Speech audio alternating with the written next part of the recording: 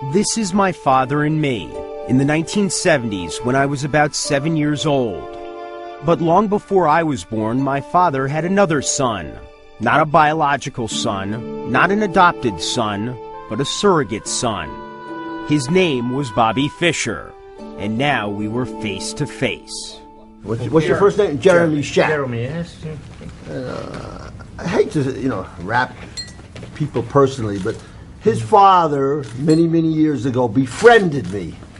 Took me out to see, I don't remember what. Knicks games. Knicks games. And you were 12. Acted kind of like a father figure. And then later, like a typical Jewish snake, he had the most vicious things to say about me. Half a century ago, Dick Schaap, the man Fischer now calls a Jewish snake, often took him to Knicks and Rangers games. Fischer didn't know his own father, who divorced his mother when he was an infant. Bobby was exceptionally intelligent. His IQ was about 180, the same as Albert Einstein's, but he didn't know how to take the subway home to Brooklyn. He's standing in front of Madison Square Garden. Schaap is. Jimmy Breslin, the Pulitzer Prize-winning columnist, was one of my father's closest friends. He's got this kid with him, and he took him to the Rangers game inside. So now he's got to take him home. I said, what are you taking him home for? Because he can't go alone. He doesn't know how to get home alone. My father and Bobby first met in the 1950s. My father was a young sports writer at Newsweek. Bobby was a chess prodigy. The amazing Bobby Fischer. Barely 15 years old, he became a Grand Master, youngest ever to receive that coveted acknowledgement from the International Chess Federation. But Bobby was isolated, immersed in a world defined by 32 pieces and 64 squares, cut off from his peers. His brilliance and single-mindedness soon made him the most feared chess player in the world, and my father proudly chronicled his ascent, first in print, then on TV. When Fischer would return to the U.S. after vanquishing yet another Grand Master, my father, almost invariably, would be waiting to greet him at John F. Kennedy Airport. I got your reservations at two places. At the Park Sheraton and at the Drake, which is a lot nicer and a lot more quiet, if you want a place that's quiet. When Fischer spoke to the world, he often spoke through my father. Such was the case in 1972. When Fischer was preparing to challenge the world champion, Boris Spassky of the Soviet Union. What do you do to prepare specifically for Spassky? Will you review his games? Yeah, I'm gonna work on it. I'm gonna be very well prepared.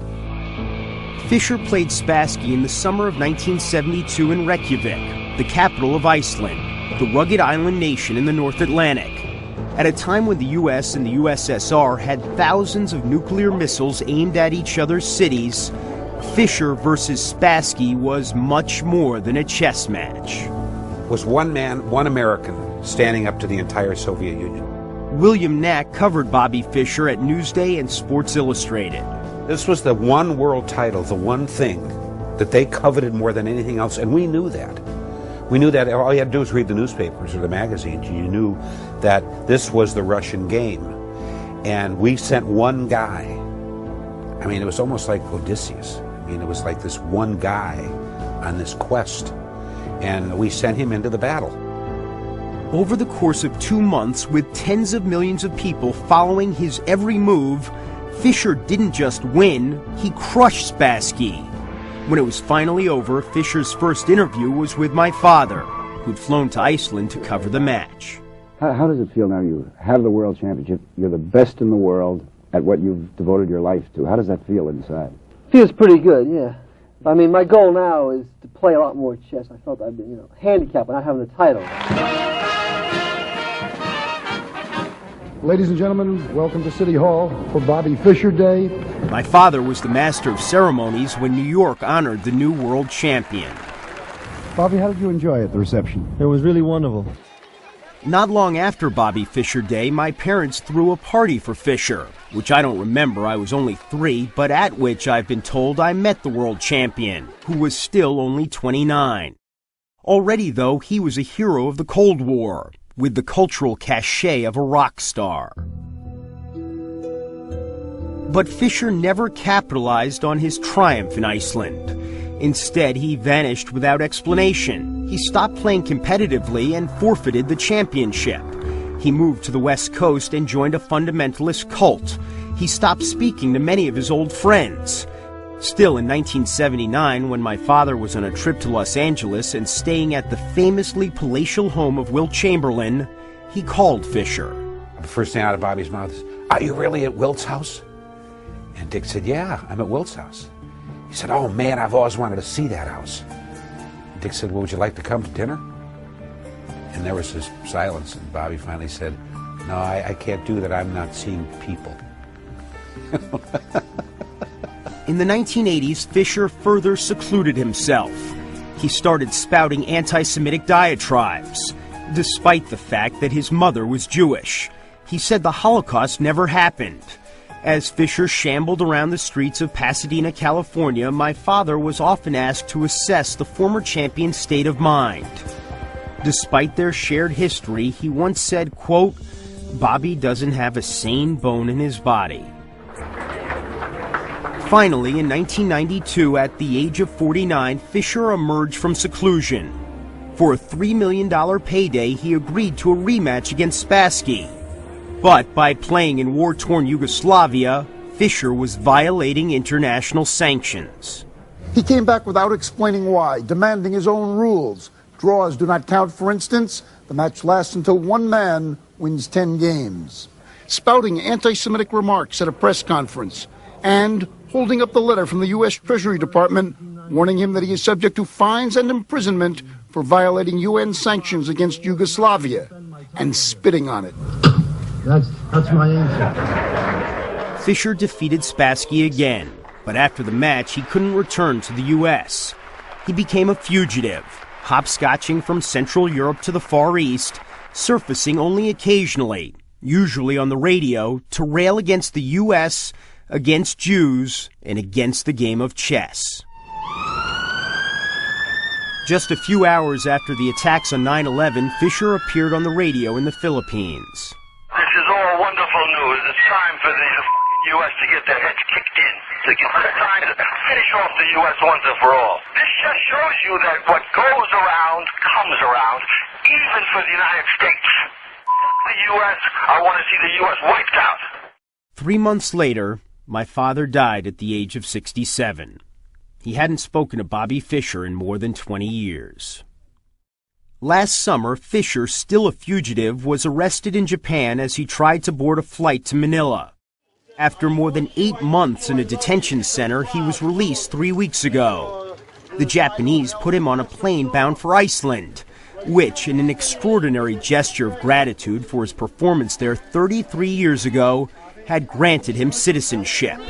On the flight back to the scene of his great victory, Fischer railed against the U.S. and Israel. The United States is an illegitimate country. It still belongs to the American Indians, to the Native Americans. And the white people, the black people, the Asian people, everybody should leave. The country should be returned to the American Indians. Just like the banded state of Israel, the Jews have no right to be there. It belongs to the Palestinians. I flew to Iceland, determined to be there when Fischer arrived. For most of the last decade, I'd been tracking his movements, hoping for a chance to find him and talk to him. I wanted him to explain what had happened. I also wanted to talk to him about my father, with whom he'd once been so close. Now it seemed there was a chance. When he flew into Reykjavik on a small private jet, I was there waiting for him, along with about 200 others. I introduced myself as Jeremy Schaap, Dick's son. Mr. Fisher. But Fischer was hustled away in a Range Rover. I didn't know if he'd heard me. The next afternoon, though, Fischer held a press conference. As he entered the room, freshly shaved, I had no idea what he would have to say. I had no idea if he remembered my father. But without my prompting, he immediately brought him up. What is your name? Jeremy. Jeremy what? Schaap. Your father was Dick Schaap, you were telling me last night? Yes, exactly. Yeah, I knew him, yeah. He rapped me very hard. He said that I don't have a sane bone in my body. I didn't forget that. I don't think he meant it literally. Well, he said it, whatever he meant, he said it. He's very mean. He was Jewish, right? He was. Yeah. As are you. Really? Have you read my letter to the Encyclopedia Judaica Jerusalem? I have not. 1984? No. Well, read it. It's on the internet. What did it say? I wrote them that I am not today, nor have I ever been a Jew. And they wrote me back, giving me a clean bill of health. This is back in '84. What do you mean by a clean bill of health, Bobby? I told them not to put my name in the Encyclopedia Judaica anymore, and they said they wouldn't do it. That's, you know. While I continued to ask questions about violating the sanctions against Yugoslavia, about his reclusiveness, about 9/11, Fisher returned again and again to the same topic. The U.S. is totally Jew-controlled. They say there's only 6 million Jews in the U.S. It's a lie. There's at least 25 to 30 million Jews in the U.S. How do you know that? How do I know it? Well, just from my studies. I mean, how would you study that? Well, I've read a lot of books, yeah. Finally, I decided there were no more questions to ask, that I would never know why Fisher had become what he'd become. But Fisher still had questions for me. I'd like to get back to this guy. What's your first name? Jeremy Schaap. Jeremy, yes. I hate to, rap people personally, but his father, many, many years ago, befriended me. Took me out to see, I don't remember what. Knicks games. Knicks games. And you were 12. Acted kind of like a father figure. And then later, like a typical Jewish snake, he had the most vicious things to say about me. I have to object, Bob. Okay. Did you read what he said about me in that article? I heard things that he said about Did you read the article where he said I don't have a sane bone in my body? Honestly, I'm not sure if I read it, but I know that he said it. Yeah. And honestly, I don't know that you've done much here today, really, to disprove anything he said.